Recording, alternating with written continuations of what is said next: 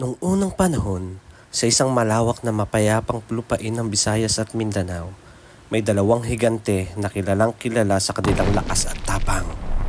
Si Apo ang higanteng tagabantay ng Timog at si Kanlaon naman ang matapang na higante sa Hilaga. Sa simula, sila ay magkaibigan, ngunit kalaunan ay nagkaroon sila ng matinding alitan. Walang nakakaalam kung ano talaga ang pinagmulan ng kanilang pagtatalo. Sabi ng iba, dahil ito sa agawan ng lupa. Sabi naman ng ilan, dahil sa isang diwata na parehong iniibig ng dalawang higante. Ano man ang dahilan, naging malupit ang kanilang hidwaan. Sa galit nila, nagsimulang magpatuhan sina Apo at Kanlaon.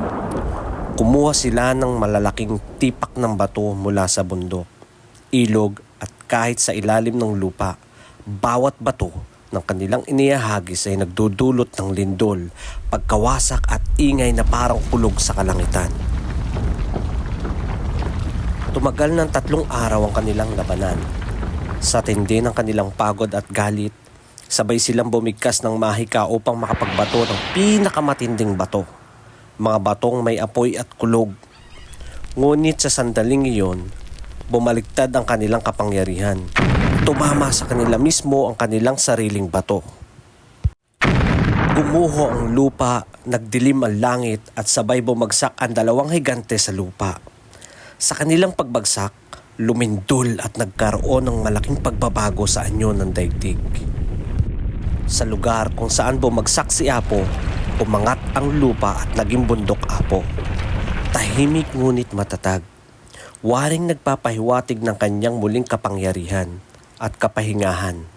Samantala sa lugar kung saan bumagsak si Kanlaon, sumiklab ang apoy at puso. At mula noon, unti-unting nabuo ang bundok Kanlaon. Isang bulkan hanggang ngayon ay muling nagpapakita ng galit ng higante. Sinasabing ang kanilang espiritu ay hindi lubos na matahimik.